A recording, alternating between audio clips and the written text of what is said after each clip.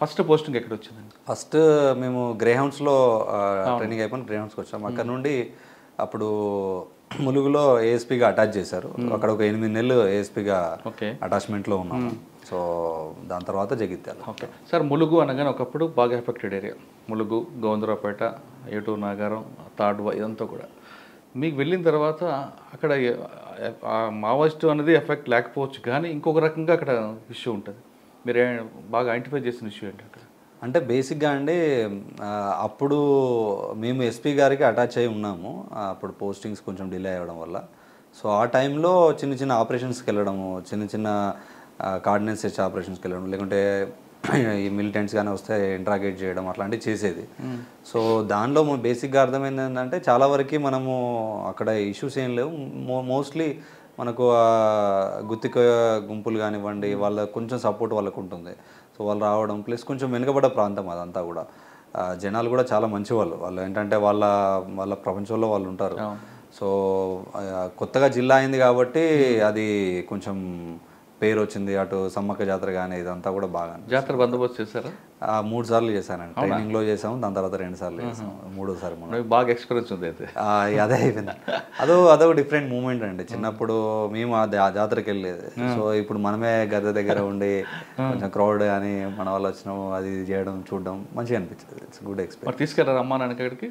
తీసుకెళ్ళాం, 2 సార్లు తీసుకెళ్ళాం. లేదు, గతంలో అయితే దూరం నుంచి చూసుకెళ్ళేవారు తోసుకుంటూ. సో అదొక మా మదర్ ఇంకా అందరికి చెప్తుంది, మా అబ్బాయి ఉన్నాడు రండి అని చెప్పేసి అప్పుడు చెప్తా ఉండేది. It was good experience. Mulugu తర్వాత అండి? ములుగు తర్వాత అడిషనల్ ఎస్పీ జగిత్యాలకి వెళ్ళాము. అక్కడ ఒక 8 months. దాని తర్వాత డీసీపీ పెద్దపల్లి ఒక 5-6 months చేసాము. సార్, డీసీపీ పెద్దపల్లిలో మీ వర్క్ ఏముందండి అక్కడ? ఛాలెంజ్ ఏమొచ్చింది చెప్పండి. డీసీపీ పెద్దపల్లి ఒక 6 months చేసాము. బేసిక్గా అక్కడ మనకి ఈ ఇటుక బట్టీలు చాలా ఎక్కువగా ఉంటాయి. హైవే ఉంటుంది, ఇటుక బట్టీలు ఎక్కువ ఉంటాయి. సో ఇటుక బట్టీలు మైగ్రెంట్ లేబర్స్ ఏదైతే ఉంటారో వాళ్ళందరూ 6 months ఇక్కడ ఉంటారు, 6 months ఒరిస్సాలో ఉంటారు. బేసిక్గా జూన్ నుండి డిసెంబర్ వరకు వాళ్ళు ఒరిస్సాలో ఉంటారు. ఒక పంట అక్కడ వ్యవసాయం చేసి ఇక్కడికి వస్తారు. సో మళ్ళీ డిసెంబర్ నుండి నెక్స్ట్ మే వరకు ఇక్కడ ఇటుకలు చేస్తారు. సో వాళ్ళు చేసినప్పుడు వాళ్ళ పిల్లల్ని కూడా తీసుకొస్తారు. సో వాళ్ళకి నేను ఇన్స్పెక్షన్కి వెళ్ళినప్పుడు చాలా వరకు ఎక్కడ కూడా పిల్లలకి ఫెసిలిటీస్ లేకపోవడము, వాళ్ళు కూడా ఈ పేరెంట్స్ తోటి మట్టి దగ్గర ఉండడము, వాళ్ళు పని చేయకుండా కూడా అక్కడే ఉండడము. సో ఇట్ ఈస్ కొంచెం చూడడానికి బాగా లేకుండే. సో అప్పుడు దీన్ని ఎట్లా చేసి, ఎందుకంటే మాకు చాలా కంప్లైంట్స్ కూడా వచ్చేది చైల్డ్ లేబర్ని యూజ్ చేస్తున్నారని చెప్పేసి. సో వాళ్ళందరినీ పిలిపించి మేము అక్కడ వాళ్ళని కొంచెం మోటివేట్ చేసి, మీ బ్రిక్ ఇండస్ట్రీ అందరినీ కూడా, ఎందుకంటే వాళ్ళతోటే చేయించాలని, మీరు ఇట్లా స్కూల్స్ పెట్టండి బాగా చేయండి అని చెప్పేసి వాళ్ళు మోటివేట్ చేస్తే వాళ్ళు స్కూల్స్ కట్టించారు. ధృవ స్కూల్స్ అని ఒకటి పెట్టించాను. సో ప్రతి దానిలో మళ్ళీ పెట్టినా కూడా, స్కూల్స్ పెట్టినా కూడా మళ్ళీ పేరెంట్స్ దగ్గర పిల్లలు వెళ్తూ ఉన్నారు ఎండలో కూడా. సో వాళ్ళని అట్రాక్టివ్ చేయాలంటే మేమేం చేసామంటే, అప్పుడు మా ఇన్స్పెక్టర్స్ అందరం కూర్చొని ఒక టీవీ పెట్టడం స్టార్ట్ చేసాం ప్రతి స్కూల్లో. ఆ టీవీలో ప్రీలోడెడ్ రైమ్స్, ఇప్పుడు మన పిల్లలు అయితే ఎట్లా చూస్తారు రైమ్స్ కానివ్వండి, స్టోరీ టెల్లింగ్, ఇంగ్లీష్ ఇవన్నీ కూడా ఒక 20 GB వరకు తీసి టీవీకి అటాచ్ చేసాం. సో ఆ రైమ్స్ ప్లే చేస్తూ ఉంటే పిల్లలంతా అది చూసుకుంటూ ఉండేది. సో అది కొంచెం సక్సెస్ఫుల్ అయింది, చాలా మంచి పేరు వచ్చింది. ఓకే సార్, పెద్దపల్లిలో సివిల్ డిస్ప్యూట్స్ ఎక్కువ, ల్యాండ్ డిస్ప్యూట్స్ ఎక్కువ ఉంటుంది. మీరు పనిచేసిన టైంలో ఒక ఇన్స్పెక్టర్ కూడా వార్నింగ్ ఇచ్చారని వచ్చింది. అంటే చాలా వరకు వస్తూ ఉంటుందండి, ఎప్పటికీ ఏదో ఒకటి ఎవరెవరో చేస్తూ ఉంటారు. చేసినప్పుడు అది వార్నింగ్ అంటే వాళ్ళని కొంచెం కరెక్ట్ చేసుకోమనడం. మీకన్నా ముందు ఒక డీసీపీ బాగా ఇష్యూ చేసి వెళ్ళారని, అది అది ప్రూవ్ వాళ్ళ ఎంక్వైరీలో తెలుతుందని మనం చెప్పలేము. బట్ మేమున్నప్పుడు at our tenure we should ensure that మా టెన్యూర్లో ఏం కావద్దని చూస్తాం. మీకు బాగా గుర్తుండిపోయిన కేసు చెప్పండి అప్పుడు, ల్యాండ్ డిస్ప్యూట్ అక్కడ మీరు ఒక ఎస్వైపీ ఫాలో అయ్యారు అక్కడ. మీరంటే మేబీ అందరూ బయట వాళ్ళు అనుకోవచ్చు, మాకైతే రెగ్యులర్గానే అనిపిస్తుంది. ఎనీ కేసు ఎనీ పర్టికులర్గా మీకు పెద్దపల్లి దగ్గర ఒక ఓల్డ్ ఏజ్ వాళ్ళ కాదండి, ఒక ఎన్ఆర్ఐ కేసు ఒకటి వస్తుంది. ఆయన భూమిని కబ్జా చేస్తారు, లేఅవుట్ వేసి వాళ్ళు కాంపౌండ్ కట్టి వెళ్ళిపోతే మీరు సర్వే చేయించి దగ్గరుండి వాళ్ళకి హ్యాండ్ ఓవర్ చేయించారు. ఎన్ఆర్ఐది ఏమో ఐడియా లేదని. అంతకుముందు అయితే ఒక పోలీస్ ల్యాండ్ ఓవర్ కబ్జా చేస్తే మాత్రం నైట్ దాన్ని డిమాలిష్ చేసి దాని ప్లాంటేషన్ చేసాము.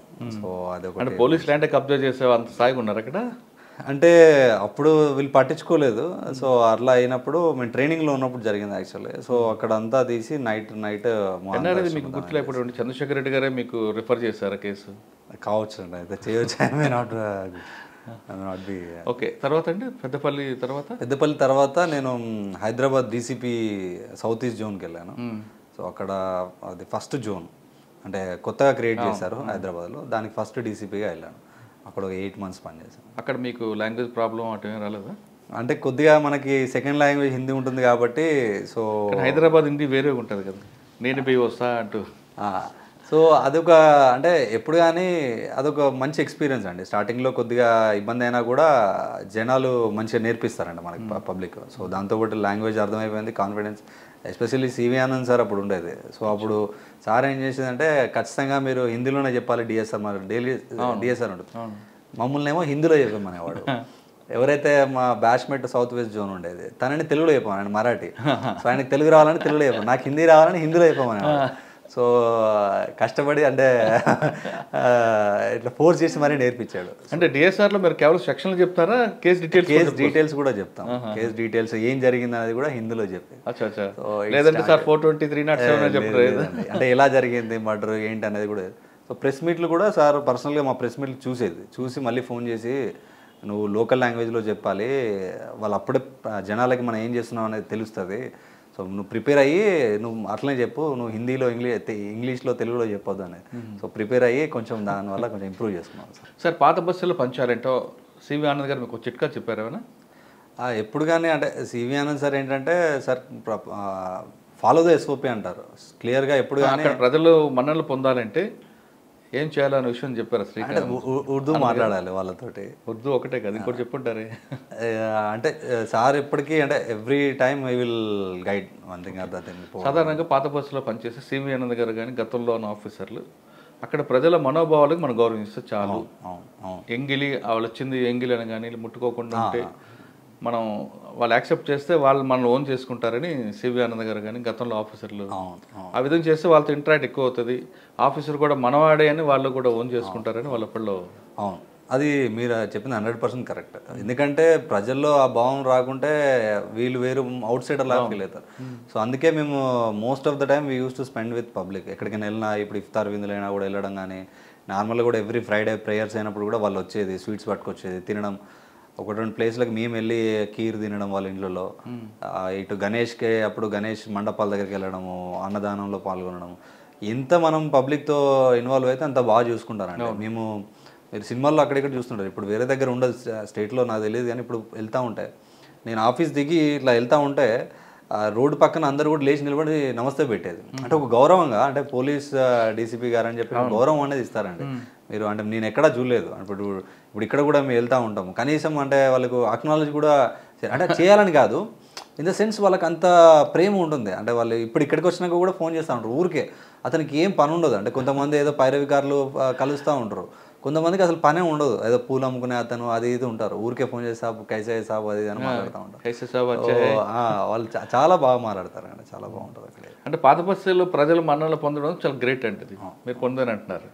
నాకైతే మంచి అనిపించింది, ఐ రియల్లీ ఎంజాయ్డ్. అంటే బేసిక్గా అక్కడ చేస్తే ఏంటంటే ఎక్కడైనా మాబ్ అంటే చిన్న చిన్న గొడవలు అవుతూ ఉంటాయి, మర్డర్స్ చిన్న చిన్నవి ఉంటూ ఉంటాయి, rowdy sheeters, actual rowdy sheeters ఉంటారు.